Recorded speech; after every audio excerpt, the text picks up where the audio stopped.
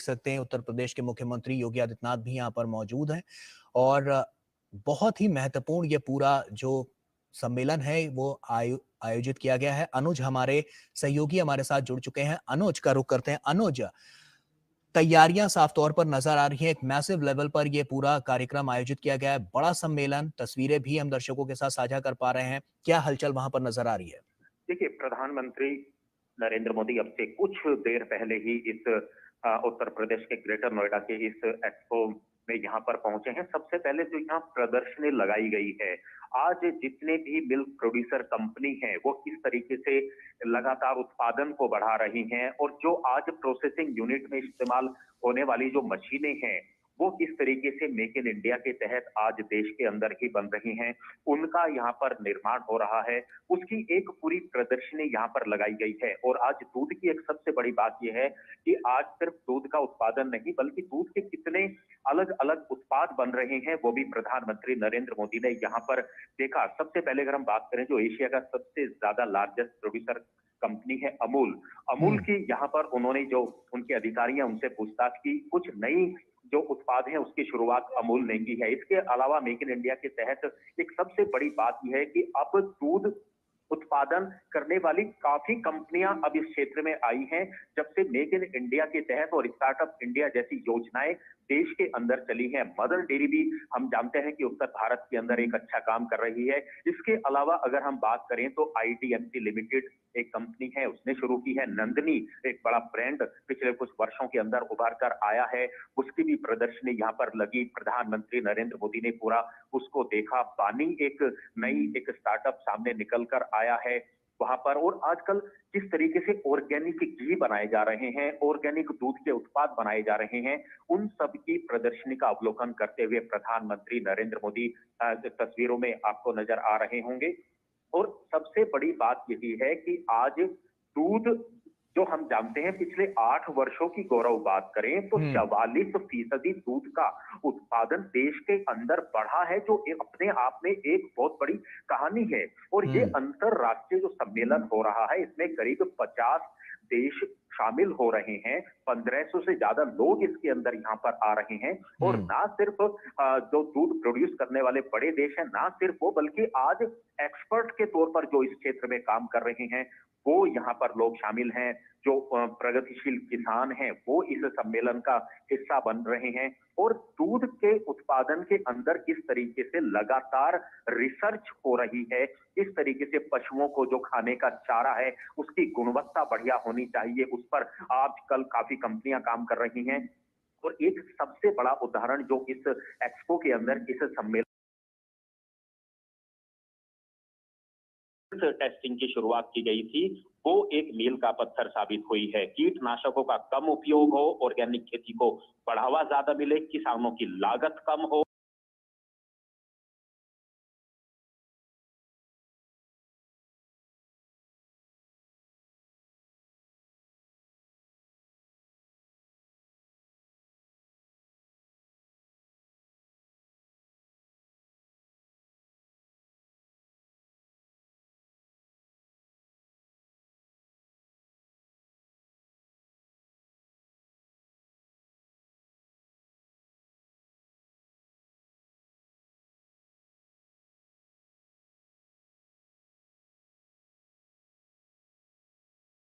Of milk.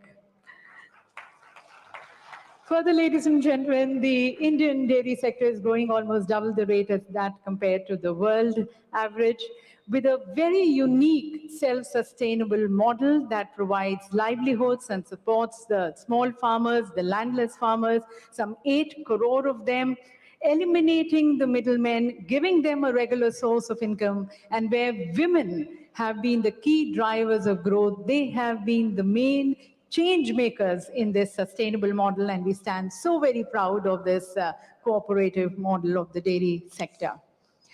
But then, ladies and gentlemen, further we all agree that world over, We're all struggling to maintain a balance on three important dimensions of sustainability, that of economic, environment, and social sustainability. And thereby it becomes important towards viewing the dairy industry as a nucleus of other allied activities, the promise which it can bring towards addressing the food and the nutritional security, towards providing livelihoods to the people, and the promise towards protecting the environment.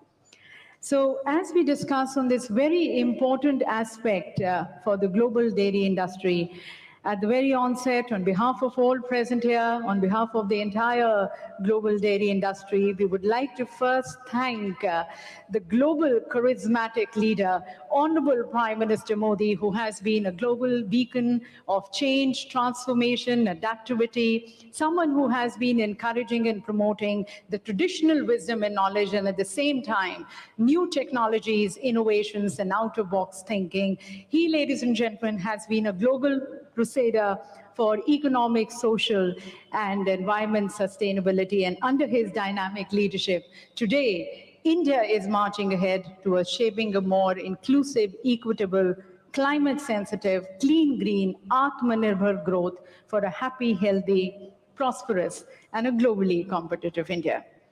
And as the entire dairy industry stands in letter and spirit with the Honorable Prime Minister's this vision and determination, on behalf of everyone, we would like to first thank, once again, let's, ladies and gentlemen, join in thanking the Honorable Prime Minister in leading this summit here. And may I request our Honorable Minister, Shri Purushottam Rupala ji, to kindly felicitate the Honorable Prime Minister with a shawl on behalf of everyone present here. And presenting this very special memento to the Honorable Prime Minister. This memento, ladies and gentlemen, is of the Iron Man of India, Sardar Vallabhbhai Patel, who set India on the Milky Way. In fact, he advocated the farmers for setting up the cooperatives, and the cooperatives setting up their plants. The seeds which he sowed, we are reaping the fruits today. So let's begin, ladies and gentlemen, this summit as per our Indian traditions and customs by invoking the blessings of the Supreme Power. And for that, we have the 4 students from Gurukul who are going to be rendering the Swasti Vachan.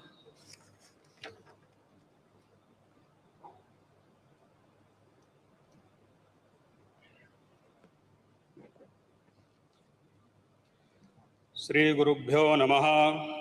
Hari Om. Swasti na Indro Vriddhasaravaha. Swasti na Pukha Vishwavedaha. Swasti na Staraksho Aristanemihi. Swasti no Vrihasapatir Dodhatu Brihadasava Marutaha Prishni Mataraha Subhanjavano Vidate Gojagamayaha Agni Jigva Manavaha Surya Chakshasho Vishveno Deva Avasagamaniha Bhadram Karnevihi Shrinuyama Deva Bhadram Pasye Maksha Virajajataraha Sthirairangai Tustoa Gosastano Mirvase Mahideva Hitan Jadayuhu Satamino Sarado Antideva Chitram Nashakara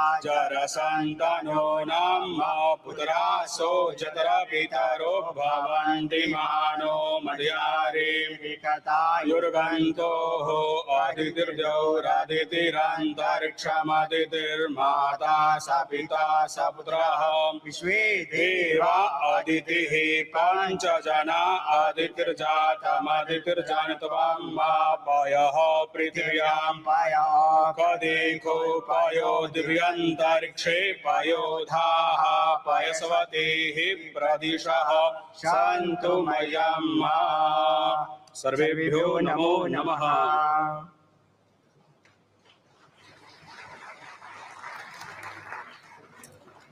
Thank you for this auspicious beginning and infusing so much of positive energy of the air. A prayer towards wishing everyone's peace and prosperity.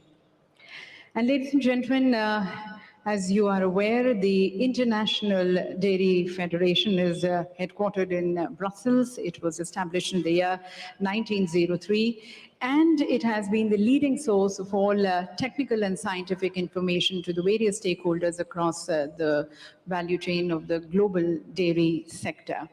This is an annual conference which they have been organizing, and as we thank them for choosing this year India as the host, we are really grateful and delighted to have the president of IDF joining us, Mr. Cristiano Brazel, especially joining us from Brussels. So as once again thanking him, I now invite him for his words of welcome and his opening remarks. Mr. Cristiano Brazel, President, IDF.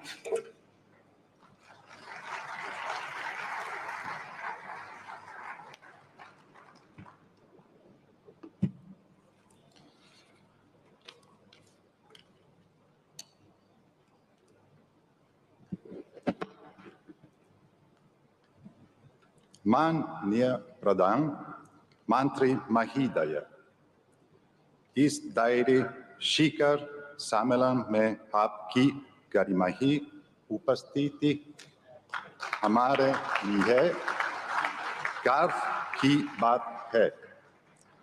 आपका बहुत बहुत धन्यवाद।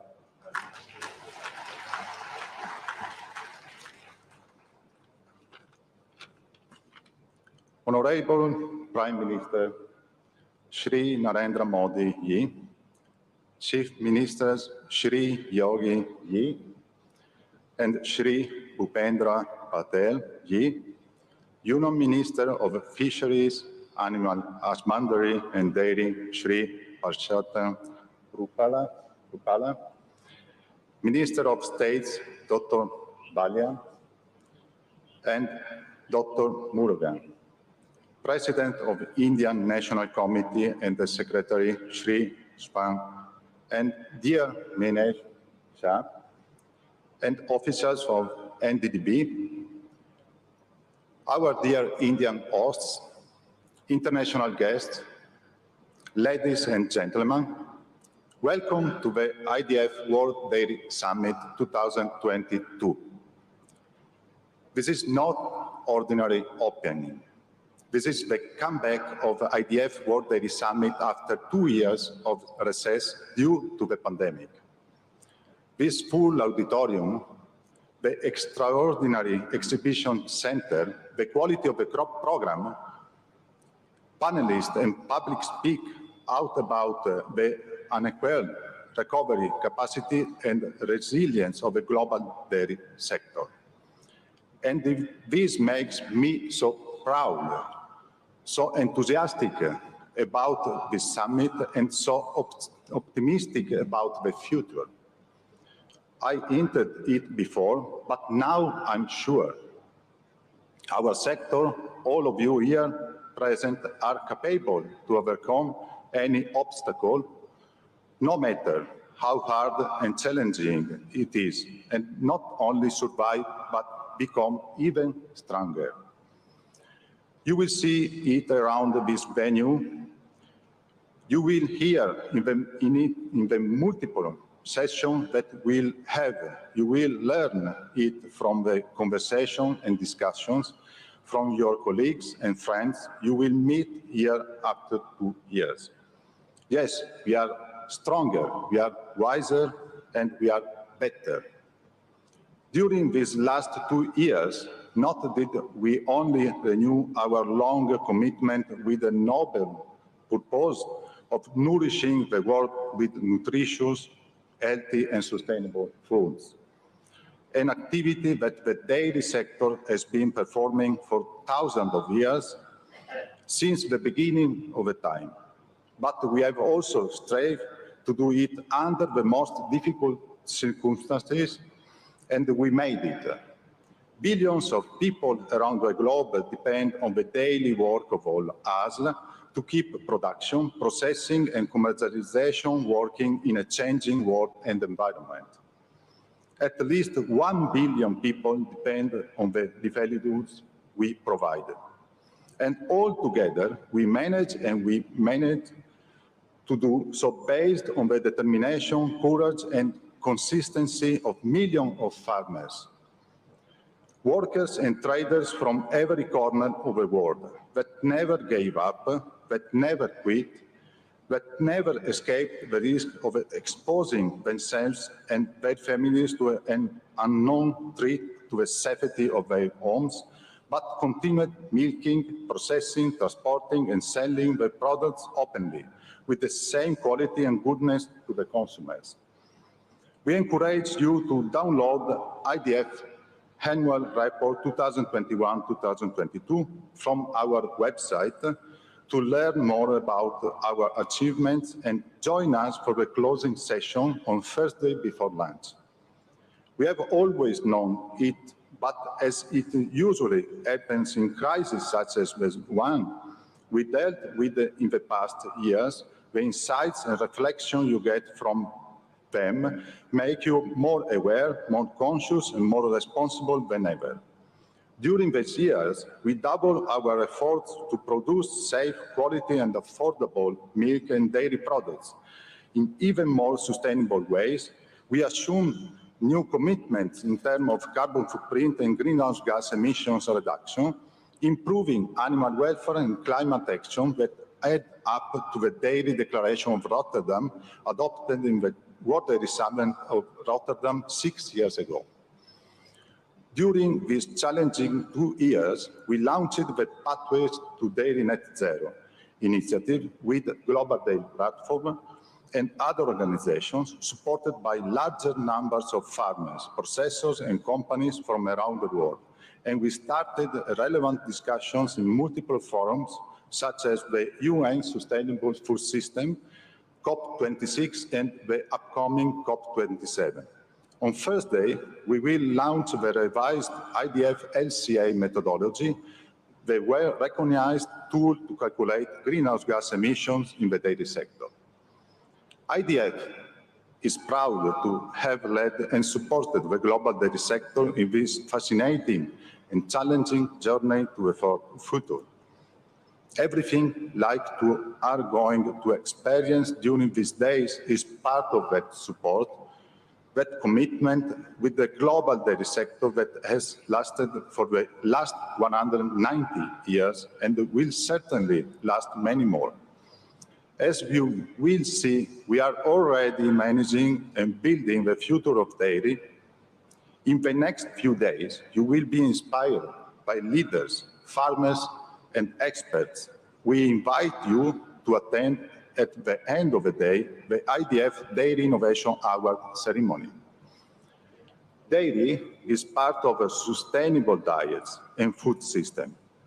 As former UN Secretary Ban Ki-moon said at the IDF World Dairy Summit 2018 in Daejeon, South Korea, milk is perfection. Milk is a complete food and rich source of important nutrients such as proteins, carbohydrates, vitamins, and minerals in biologically available forms.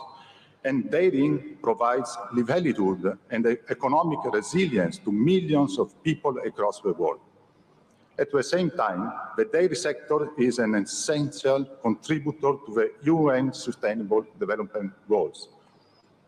We are so happy to be in India for this year's summit. Personally, also, I am really happy, considering that India is the largest producer of milk and considering the important role of milk in India, culture and economy.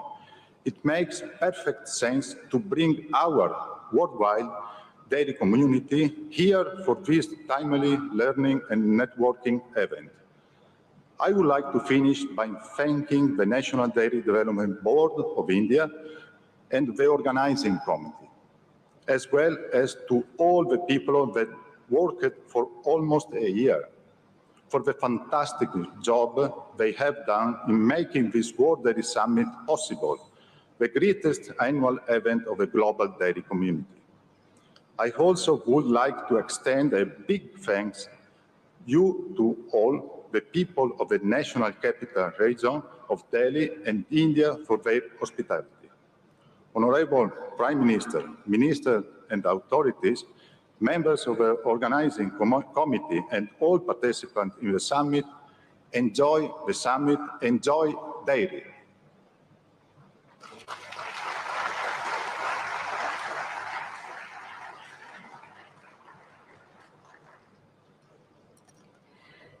Thank you, sir, for your insights into this conference and the promise which this conference brings.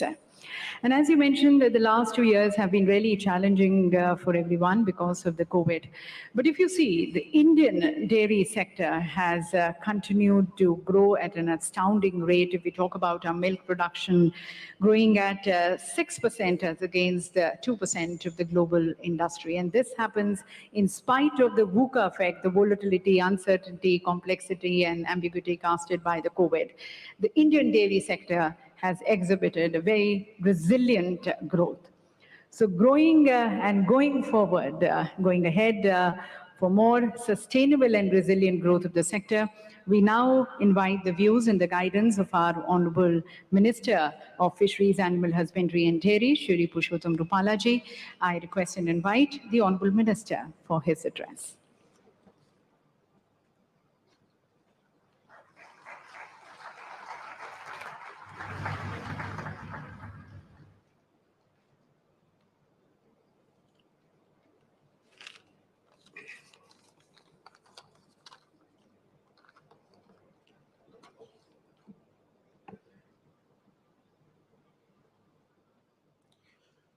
आदरणीय प्रधानमंत्री श्री नरेंद्र मोदी जी, आपका मैं तहे दिल से स्वागत करता हूं इस वर्ल्ड समिट में।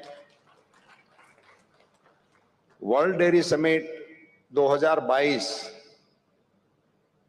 48 साल के बाद भारत में आयोजित हो रहा है और वर्ल्ड समिट में विश्व के सबसे लोकप्रिय नेता के रूप में हमारे प्रधानमंत्री श्री इस कार्यक्रम में मौजूद है। ये इस वर्ल्ड स्तर के मेले के लिए बहुत ही एक उपयुक्त संदेश आज यहाँ से होने वाला है।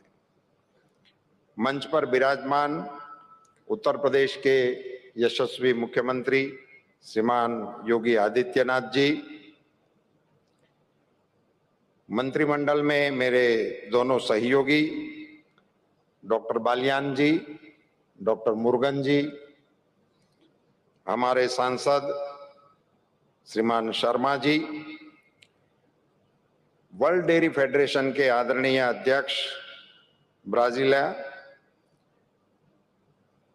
हमारे वर्ल्ड फेडरेशन के डीजी मिसेस कैरोलिना, हमारे सचिव महोदय स्वैन जी, इस सारे कार्यक्रम का आयोजन करने का जिम्मा जिनके कंधों पे हैं, हमारे एनडीडीबी के चेयरमैन श्रीमान मिनेश जी, मंच पर विराजमान हमारे एक और भी सांसद महोदय हैं जो आज सूट पैंट में इधर आए हैं, डेयरी के मालिक के रूप में श्रीमान सागर जी,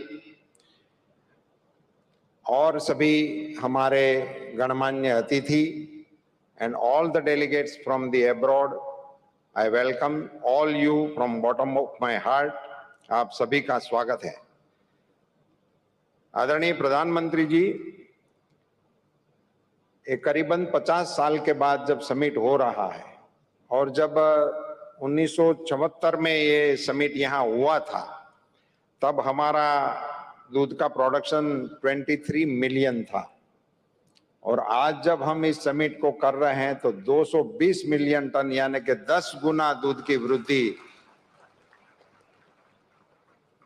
और आपका जो स्लोगन है आत्मनिर्भर भारत का, जो 74 में दूध उत्पादन हो रहा था वो हमारी मांग के अनुरूप में कम था और आज हम एक्सपोर्ट करने की स्थिति में हैं। सो संपूर्ण आत्मनिर्भर अंग के रूप में आज आप यहाँ इस समिट की अध्यक्षता कर रहे हैं, बड़े गरिमा का विषय है।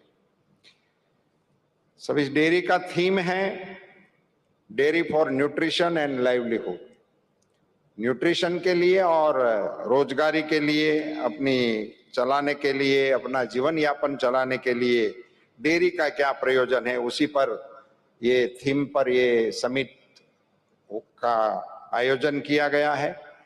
मैं आपकी जानकारी के लिए बताना चाहूंगा सर, इसमें 24 जैसे सेशन होंगे जिसमें अलग अलग एक्सपर्टीज के द्वारा मार्गदर्शन दिया जाएगा, पैनल डिस्कशन होगा।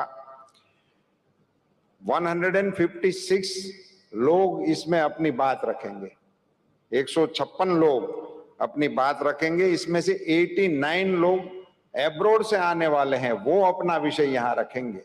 इसके जरिए मैं ये जताना चाहता हूं कि हमारे देश के जो डेलीगेट्स हैं, हमारे जो फार्मर्स हैं, उनको इन सारे एक्सपर्टीज के साथ अपनी बात को साझा करने का, समझने का, इंटरनेशनल गुड प्रैक्टिसेस को देखने का, समझने का बहुत सुंदर अवसर इस समिट के द्वारा हम मिल रहे हैं। हमारे देश में 8 करोड़ परिवार इस बिजनेस के साथ जुड़े हुए हैं, जो दूध उत्पादन के साथ जुड़े हुए हैं। हमारे देश में जो दूध उत्पादन होता है उसका मूल्य है 9.5 लाख करोड़। इतने मूल्य का दूध उत्पादन हम कर रहे हैं। मुझे सिर्फ इस अवसर का मौका लेते हुए ये जरूर बताना है कि आजादी के बाद हमारे देश के पशुपालन क्षेत्र को हमारे विजनरी प्रधानमंत्री श्री मोदी जी के द्वारा जो ऐतिहासिक गिफ्ट दी गई है, एक तो इस विभाग को स्वतंत्र बना दिए, स्वतंत्र बनाकर 3 गुना बजट एलोकेशन कर दिया। ये विभाग के तौर पे हुआ, मगर देश के पशुपालन क्षेत्र में पूरे देश के पशुपालकों के लिए मोबाइल वेटरनरी यूनिट 4000 मंजूर करके भारत सरकार की ओर से देश के पशुओं की हेल्थ के लिए सबसे बड़ा इंटरवेंशन हमारे प्रधानमंत्री जी की ओर से हुआ। करीबन 700 करोड़ रुपए की लागत से 4332 मोबाइल वेटरनरी यूनिट आपके निर्देशन में मंजूर किए गए हैं। आपने एक हेल्थ के रिलेटेड एक बहुत बड़ा इंटरवेंशन लिया। उत्तर प्रदेश के सम्माननीय मुख्यमंत्री श्री विराजमान हैं। आपने 11 सितंबर 19 को मथुरा से पूरे देश के पशुओं को वैक्सीनेशन कराने का भारत सरकार के खर्चे से ऐलान किया था। एक बहुत बड़ा इंटरवेंशन आपकी ओर से हो गया और 13,000 करोड़ रुपए की मातबर राशि का भी एलोकेशन आपने इसके लिए किया है। आपने जापान सरकार के साथ सहयोग करते हुए उत्तर प्रदेश और बिहार जैसे हमारे बड़े और पशुपालन से जुड़े हुए राज्यों को डेयरी डेवलपमेंट करने के लिए एक एमओयू किया हुआ है और इनके कारण इन दोनों प्रदेशों में आगे चलकर आप डेयरी के कारोबार को बढ़ाना के काम में हम योगदान दे पाएंगे।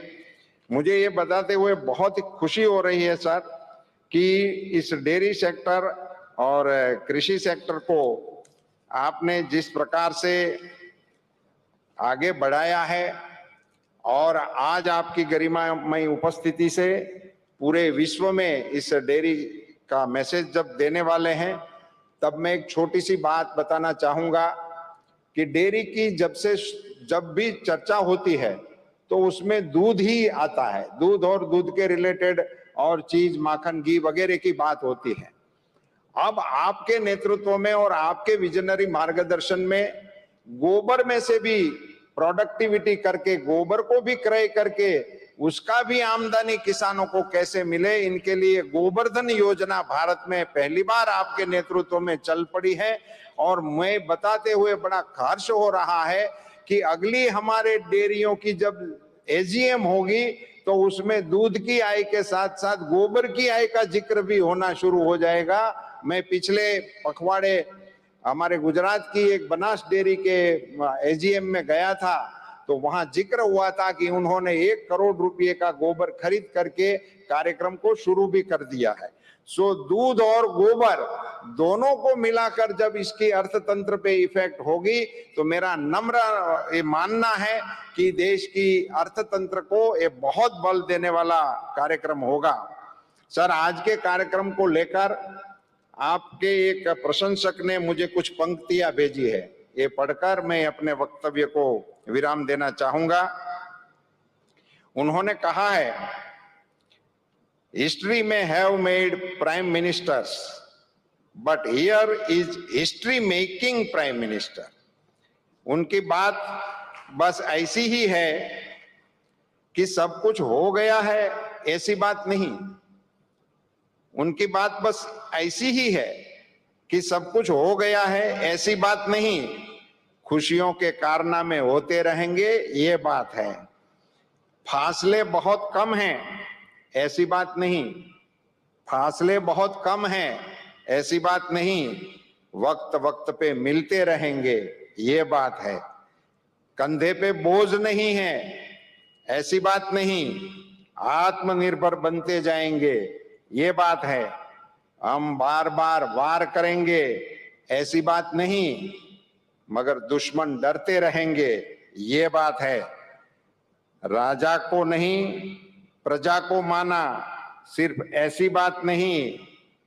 कर्तव्य पथ पर चलते रहेंगे, ये बात है। ये पंक्तियां आपको समर्पित करते हुए, आपके नेतृत्व में जब भारत का अर्थतंत्र 6वीं पायदान से आगे बढ़कर 5वीं पायदान पर इंग्लैंड को पीछे रखते हुए विश्व के अर्थतंत्र के समक्ष एक बहुत ही शक्तिशाली अर्थतंत्र के रूप में उभर रहा है, आपके नेतृत्व में देश और दुनिया को भी मार्गदर्शन मिलता रहेगा। इन्हीं शब्दों के साथ पुनश्च आदरणीय प्रधानमंत्री जी का, उत्तर प्रदेश के सम्माननीय मुख्यमंत्री जी का और मंच पर विराजमान सभी महानुभावों का और आप सभी का तहे दिल से स्वागत है। धन्यवाद। जय Hind.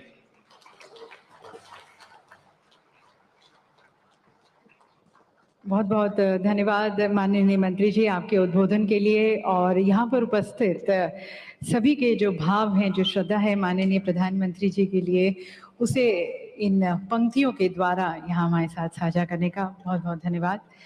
And ladies and gentlemen, our Honorable Minister also highlighted the various conducive policies and environment which in the last 8 years we have seen the government taking it, bringing about the transformational change in the Indian dairy sector.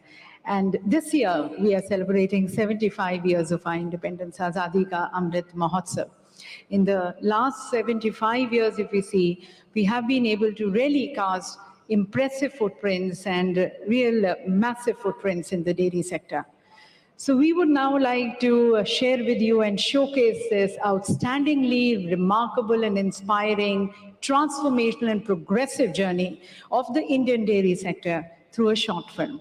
And may I request our Honorable Prime Minister, sir, to kindly launch this film with a click of the remote and to declare the IDF World Dairy Summit 2022 open. India, the land of many regions, numerous languages, and 1.3 billion hearts. We look different. We speak different. We eat different.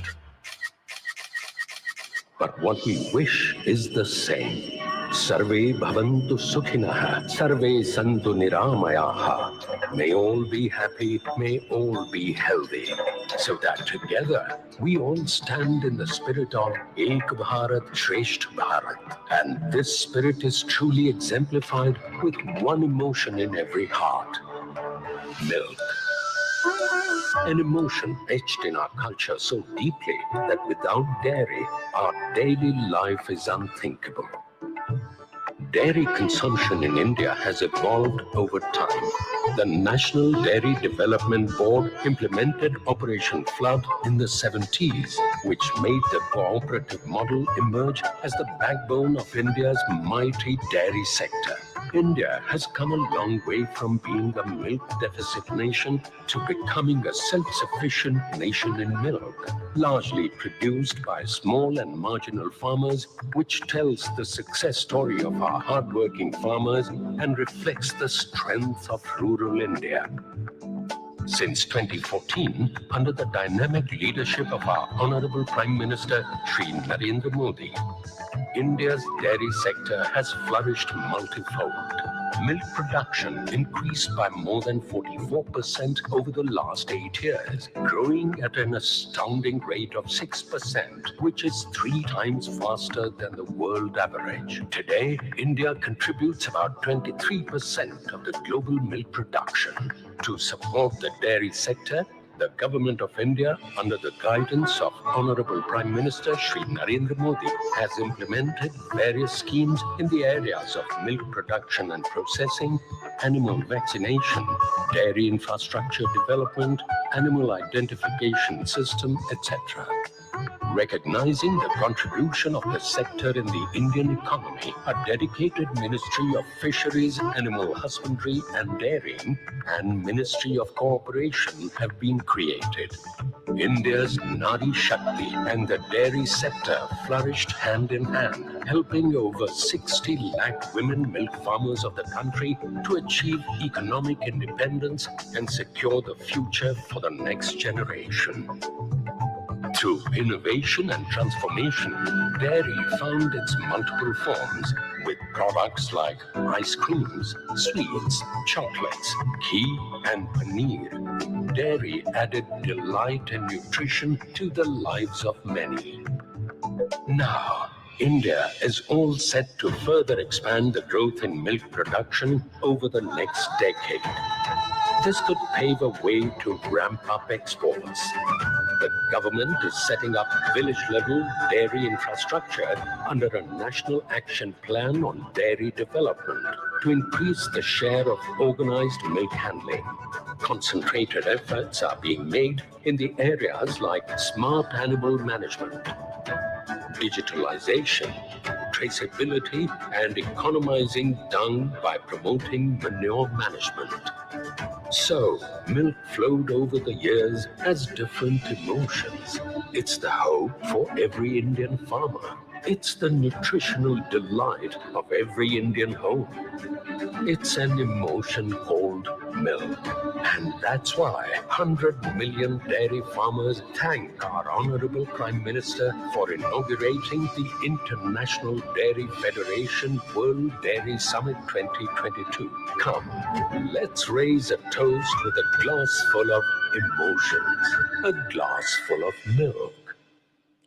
So, ladies and gentlemen, as we raise a toast to this flourishing Indian dairy sector with a glass of milk, I think we also agree that the dairy sector has a very vital role and responsible role towards the realization of the Sustainable Development Goals, especially SDG 1, 3, 5, 8, and 10. But then the advancement of these goals definitely require a very determined will and a leadership which is as vocal for local as for global. And that is where, ladies and gentlemen, we now seek the views and the guidance of the global leader, our Honorable Prime Minister, whose charismatic leadership is today influencing the world. And someone who's always believed that this whole world is one big family, Vasudhaiva Kutumbakam. He's always worked with this very spirit. And that is the reason the views and the expressions, the progressive guidance of his today stands equally important to the Indian global sector as to the global dairy sector. So once again, as I thank Honorable Prime Minister on behalf of everyone present here, I now request Honorable Prime Minister Modi ji for his inaugural address.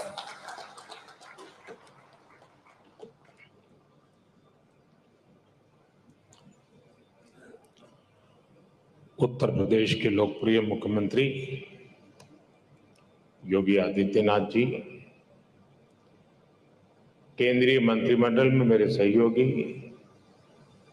Shri पुरुषोत्तम रूपाला जी, अन्य मंत्रीगण, सांसदगण, international dairy federation के अध्यक्ष pre बजाले जी, IDF के DG Caroline Aemond जी, यहाँ उपस्थित अन्य महानुभावी, देवी और सज्जनों, मुझे खुशी है कि आज डेयरी सेक्टर के दुनिया भर के एक्सपर्ट्स और इनोवेटर्स भारत में एकजुट हुए हैं। मैं वर्ल्ड डेयरी समिट में अलग अलग देशों में, अलग अलग देशों से आए हुए सभी महानुभावों का भारत के कोटि कोटि पशुओं की तरफ से, भारत के कोटि कोटि नागरिकों की तरफ से भारत सरकार की तरफ से हृदय से बहुत बहुत स्वागत करता हूं। डेयरी सेक्टर का सामर्थ्य न सिर्फ ग्रामीण अर्थव्यवस्था को गति देता है, बल्कि ये दुनिया भर में करोड़ों लोगों की आजीविका का भी प्रमुख साधन है। मुझे विश्वास है ये समिट आइडियाज, टेक्नोलॉजी, एक्सपर्टाइज और डेयरी सेक्टर से जुड़ी परंपराओं के स्तर पर एक दूसरे की जानकारी बढ़ाने और एक दूसरे से सीखने में बहुत बड़ी भूमिका निभाएगी। साथियों, आज का यह आयोजन ऐसे समय में हो रहा है जब भारत ने अपनी आजादी के 75 वर्ष पूरे किए हैं। ये भी संयोग है कि आज के इस आयोजन से भारत के 75 लाख से ज्यादा डेयरी किसान भी टेक्नोलॉजी के माध्यम से इस कार्यक्रम में हमारे साथ जुड़े हुए हैं। इस तरह की समिट के लिए और उसमें लास्ट माइल बेनिफिशियरी हमारे ऐसे ही किसान भाई बहन होते हैं। मैं वर्ल्ड डेयरी समिट में अपने किसान साथियों का भी स्वागत करता हूं, उनका अभिनंदन करता हूं। साथियों, पशुधन और दूध से जुड़े व्यवसाय भारत की हजारों वर्ष पुरानी संस्कृति का अभिन्न हिस्सा रहा है। हमारी इस विरासत ने भारत के डेयरी सेक्टर को कुछ विशेषताओं से सशक्त कर दिया है। इस समिट में दूसरे देशों से जो एक्सपर्ट आए हैं, मैं उनके सामने इन विशेषताओं का विशेष रूप से उल्लेख करना चाहता हूं। साथियों, विश्व के अन्य विकसित देशों से अलग भारत में डेयरी सेक्टर की असली ताकत छोटे किसान है। भारत के डेयरी सेक्टर की पहचान मास प्रोडक्शन से ज्यादा प्रोडक्शन बाय मासिस की है। भारत में डेयरी सेक्टर से जुड़े अधिकांश किसानों के पास या तो एक पशु है, 2 है या 3 पशु है। इन्हीं छोटे किसानों के परिश्रम और उनके पशुधन की वजह से आज भारत पूरे विश्व में सबसे ज्यादा दुग्ध उत्पादन करने वाला देश है। आज भारत के 8 करोड़ से ज्यादा परिवारों को ये सेक्टर रोजगार मुहैया कराता है। भारत के डेयरी सेक्टर की यूनिकनेस आपको अन्य जगह पर शायद ही कभी कहीं मिल जाए। आज वर्ल्ड डेयरी समिट में इसका जिक्र मैं इसलिए भी कर रहा हूं क्योंकि विश्व के अनेक गरीब देशों के किसानों के लिए ये एक बेहतरीन बिजनेस मॉडल बन सकता है। साथियों, भारत के डेयरी सेक्टर की इस खासियत को एक और यूनिकनेस से जबरदस्त सपोर्ट मिलता है। हमारे डेयरी सेक्टर की दूसरी विशेषता है भारत का डेयरी कोऑपरेटिव सिस्टम। आज भारत में डेयरी कोऑपरेटिव का एक ऐसा विशाल नेटवर्क है जिसकी मिसाल पूरी दुनिया में मिलना मुश्किल है। ये डेयरी कोऑपरेटिव्स देश के 2 लाख से ज्यादा गांवों में करीब करीब 2 करोड़ किसानों से दिन में 2 बार दूध जमा करती है और उसे ग्राहकों तक पहुंचाती है। इस पूरी प्रक्रिया में बीच में कोई भी मिडलमैन नहीं होता और ग्राहकों से जो पैसा मिलता है उसका 70% से ज्यादा सीधा किसानों के जेब में ही जाता है। इतना ही नहीं, अगर मैं गुजरात राज्य की बात करूं तो ये सारे पैसे सीधे महिलाओं के बैंक अकाउंट में जाते हैं।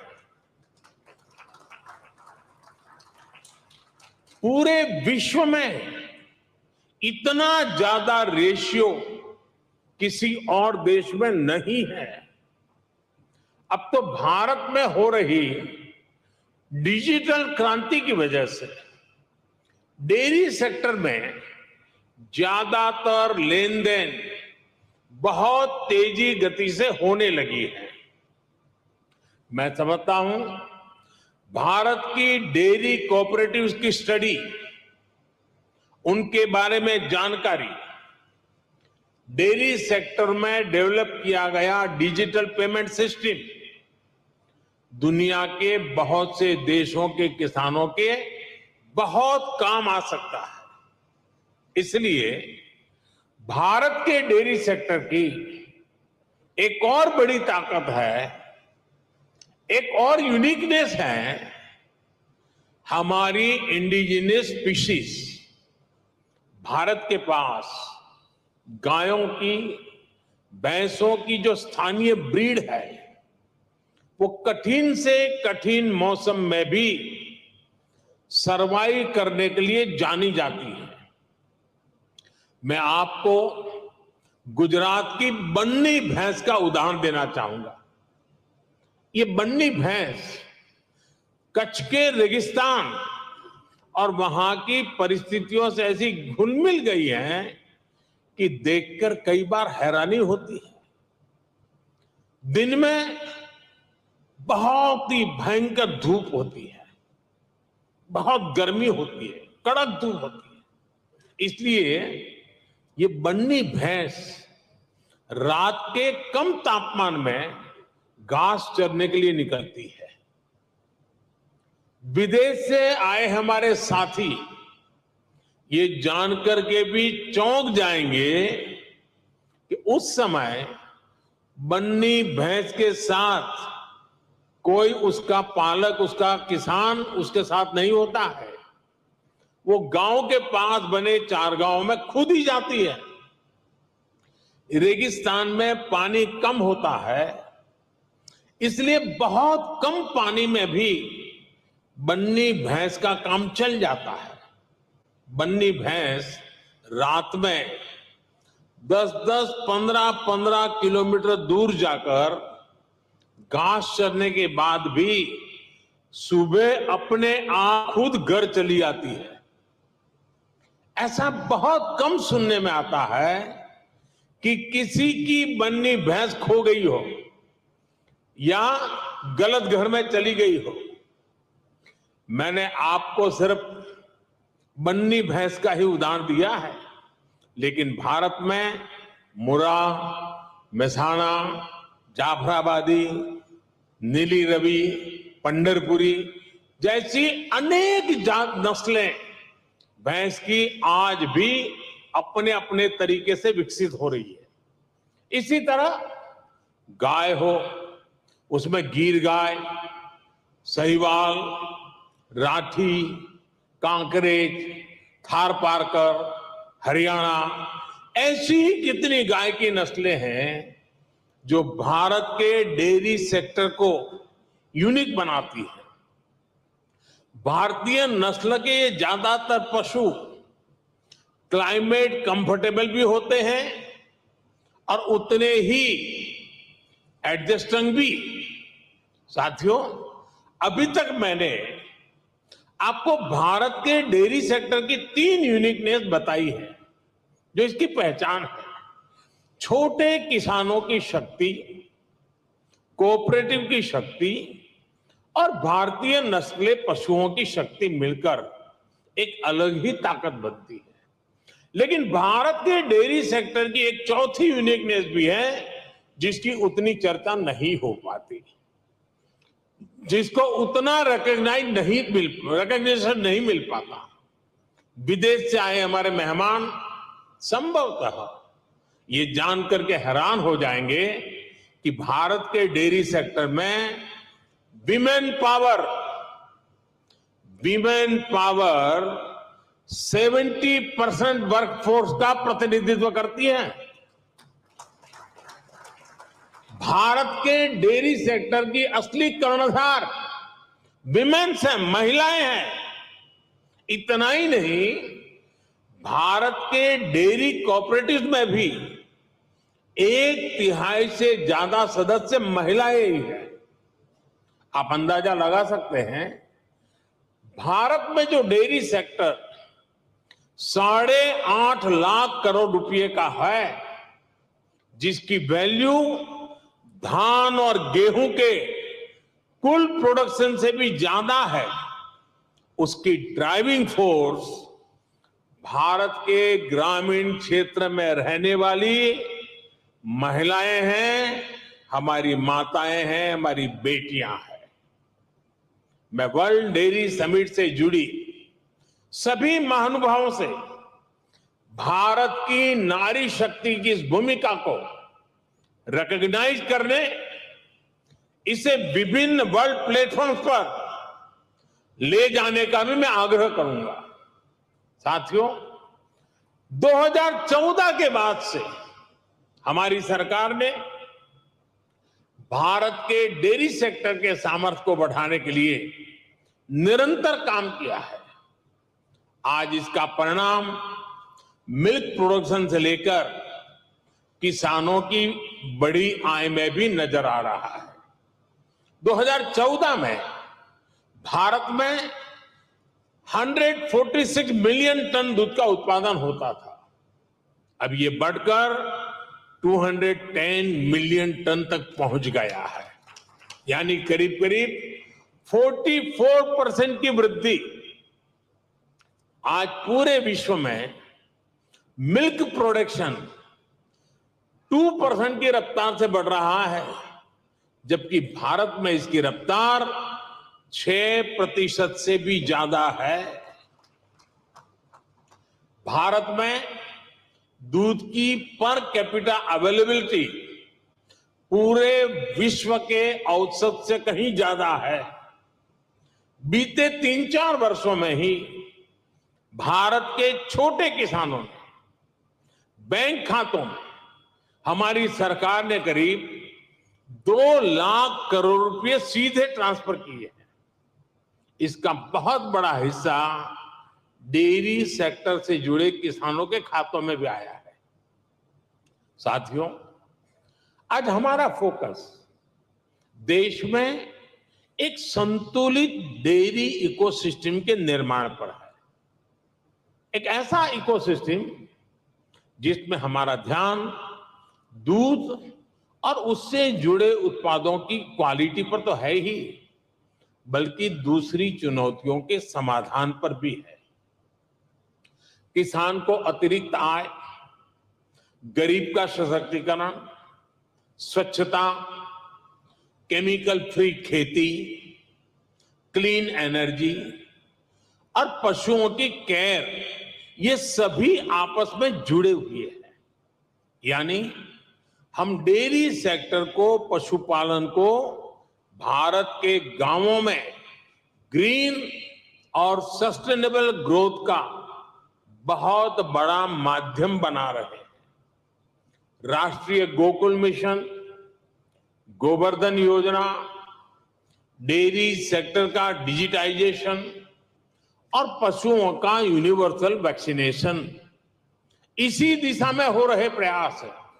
इतना ही नहीं, भारत ने जो सिंगल यूज प्लास्टिक बंद करने का जो अभियान चलाया है, वह एनवायरमेंट की दृष्टि से तो महत्व का है ही, लेकिन जो भी जीव दया में विश्वास करते हैं, जो पशुधन में उसके कल्याण में विश्वास करते हैं, उनको मालूम है कि प्लास्टिक पशुओं के लिए कितना खतरनाक बनता जा रहा है, गाय और भैंस के लिए कितना खतरनाक बनता जा रहा है। उस सिंगल यूज प्लास्टिक को भी बंद करने का, खत्म करने का हमने बहुत लगातार प्रयास आरंभ किया है। साथियों, भारत के डेयरी सेक्टर का जितना बड़ा स्केल है, उसे साइंस के साथ जोड़कर और विस्तार दिया जा रहा है। भारत डेयरी पशुओं का सबसे बड़ा डेटाबेस तैयार कर रहा है। डेयरी सेक्टर से जुड़े हर पशु की टैगिंग हो रही है। आधुनिक टेक्नोलॉजी की मदद से हम पशुओं की बायोमेट्रिक पहचान कर रहे हैं। हमने इसे नाम दिया है पशु आधार। पशु आधार के जरिए पशुओं की डिजिटल आइडेंटिफिकेशन की जा रही है, जिससे उनकी सेहत पर नजर रखने के साथ साथ डेयरी प्रोडक्ट से जुड़े मार्केट को विस्तार देने में मदद मिलेगी। साथियों, आज भारत का बहुत बड़ा फोकस पशुपालन के क्षेत्र में उद्यमशीलता को, एंटरप्राइज को बढ़ावा देने पर भी है। डेयरी सेक्टर से जुड़े छोटे किसानों की ताकत को हम फार्मर प्रोड्यूसर ऑर्गेनाइजेशंस और महिलाओं के सेल्फ हेल्प ग्रुप के माध्यम से एकजुट कर रहे हैं। इनको बड़ी मार्केट फोर्स बना रहे हैं। अपने युवा टैलेंट का उपयोग हम एग्रीकल्चर और डेयरी सेक्टर्स में स्टार्टअप्स के निर्माण में भी कर रहे हैं। आपको ये जानकर भी अच्छा लगेगा कि भारत में बीते 5-6 साल में एग्रीकल्चर और डेयरी सेक्टर में 1000 से अधिक स्टार्टअप्स बने हैं। साथियों, भारत किस तरह अनोखे प्रयास कर रहा है, उसका एक उदाहरण गोबर धन योजना भी है। अभी हमारे रूपाला जी ने गोबर का इकोनॉमी में बढ़ता महत्व का वर्णन किया था। आज भारत में पशुओं के गोबर से बायोगैस और बायो सीएनजी बनाने का एक बहुत बड़ा अभियान चल रहा है। हमारी कोशिश है कि डेयरी प्लांट्स अपनी जरूरत की अधिकतर बिजली गोबर से ही पूरी करें।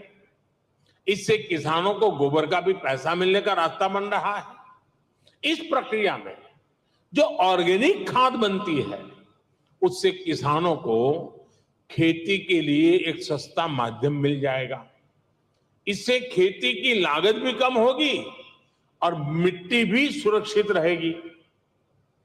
भारत में आज नेचुरल खेती पर, नेचुरल फार्मिंग पर भी अभूतपूर्व बल दिया जा रहा है, जिसमें पशुओं की बहुत बड़ी भूमिका है। साथियों, मैं अक्सर कहता हूं कि खेती में मोनोकल्चर ही समाधान नहीं है, बल्कि विविधता बहुत आवश्यकता है। ये पशुपालन पर भी लागू होता है। इसलिए आज भारत में देसी नस्लों और हाइब्रिड नस्लों दोनों पर ध्यान दिया जा रहा है। इससे जलवायु परिवर्तन से होने वाले नुकसान की आशंकाओं को भी कम किया जा सकेगा। साथियों, एक और बड़ा संकट पशुओं को होने वाली बीमारियों का है। पशु जब बीमार होता है तो एक किसान के जीवन को प्रभावित करता है, उसकी आय को प्रभावित करता है। ये पशुओं की क्षमता, उसके दूध और इससे जुड़े दूसरे उत्पादों की क्वालिटी पर भी असर डालता है। इसलिए भारत में हम पशुओं के यूनिवर्सल वैक्सीनेशन पर भी बल दे रहे हैं। हमने संकल्प लिया है कि 2025 तक हम 100% पशुओं को फूट एंड माउथ डिसीज और ब्रुसेलोसिस की वैक्सीन लगाएंगे। हम इस दशक के अंत तक इन बीमारियों से पूरी तरह से मुक्ति का लक्ष्य लेकर चल रहे हैं। साथियों, आज आपके बीच चर्चा करते हुए मैं डेयरी सेक्टर के सामने आई सबसे ताजा चुनौती का भी जिक्र करूंगा। पिछले कुछ समय में भारत के अनेक राज्यों में लंपी नाम की बीमारी से पशुधन की क्षति हुई है। विभिन्न राज्य सरकारों के साथ मिलकर केंद्र सरकार इसे कंट्रोल करने की पुरजोश कोशिश कर रही है। हमारे वैज्ञानिकों ने लंपी स्किन डिसीज की स्वदेशी वैक्सीन भी तैयार कर ली है। वैक्सीनेशन के अलावा जांच में तेजी लाकर पशुओं की आवाजाही पर नियंत्रण रखकर उस बीमारी को काबू करने की कोशिश की जा रही है। साथियों, पशुओं का वैक्सीनेशन हो या फिर दूसरी टेक्नोलॉजी, भारत पूरी दुनिया के डेयरी सेक्टर में कंट्रीब्यूट करने के लिए और सभी साथी देशों से सीखने के लिए हमेशा तत्पर रहा है। भारत ने अपने फूड सेफ्टी स्टैंडर्ड्स पर भी बहुत तेजी से काम किया है। आज भारत लाइव स्टॉक सेक्टर के लिए एक ऐसे डिजिटल सिस्टम पर काम कर रहा है जो इस सेक्टर की एंड टू एंड एक्टिविटीज को कैप्चर करेगा। इससे इस सेक्टर में सुधार के लिए जरूरी सटीक जानकारी मिल पाएगी। ऐसी ही अनेक टेक्नोलॉजी को लेकर जो काम दुनिया भर में हो रहे हैं उसको ये समिट अपने सामने रखेगी। इससे जुड़ी एक्सपर्टाइज को हम कैसे शेयर कर सकते हैं, इसके रास्ते सुझाएगी। मैं डेयरी इंडस्ट्री के ग्लोबल लीडर्स को भारत में डेयरी सेक्टर को सशक्त करने के अभियान में शामिल होने के लिए आमंत्रित करता हूं। मैं इंटरनेशनल डेयरी फेडरेशन की भी उनके बेहतरीन काम और योगदान के लिए प्रशंसा करता हूं। आप सभी का, जो विदेश से आए हुए मेहमान का, मैं फिर से स्वागत करता हूं, उनका अभिनंदन करता हूं। और मैं एक लंबे अरसे के बाद, करीब करीब 5 दशक के बाद भारत को आप सबका स्वागत करने का मौका मिला, आप सबके साथ विचार विमर्श करने का अवसर मिला और यहां से जो मंथन से अमृत निकलेगा, इस हमारे अमृत काल में देश के ग्रामीण जीवन के अर्थतंत्र को विकसित करने में, देश के पशुधन के सामर्थ्य को और मजबूत बनाने में और देश के गरीब से गरीब के सशक्तिकरण में भी बहुत बड़ा योगदान देगा। इसी अपेक्षा और आशा के साथ आप सबका बहुत बहुत आभार, बहुत बहुत शुभकामनाएं। धन्यवाद। Thank you, Honorable Prime Minister, sir, for your very inspiring and motivating address and guiding the entire global dairy industry. Thanking the Honorable Prime Minister for sharing also his experiential views, which comes from his working also at the grassroots level. Ladies and gentlemen, the Honorable Prime Minister shared with us the various initiatives which are being taken by the Government of India towards developing a more sustainable ecosystem for the dairy sector. Also, as he shared his experiential views with us, he guided the entire industry. Look forward for greater collaborations with the other countries, incorporating our traditional wisdom with the new technologies and modernizations. एक बार पुनः माननीय प्रधानमंत्री जी का विशेष रूप से फिर से धन्यवाद करते हुए हम उनका बहुत बहुत धन्यवाद करते हैं अपना कीमती समय हमें देने का, साथ साथ हमारा मार्गदर्शन करने का। आप सुन रहे थे प्रधानमंत्री नरेंद्र मोदी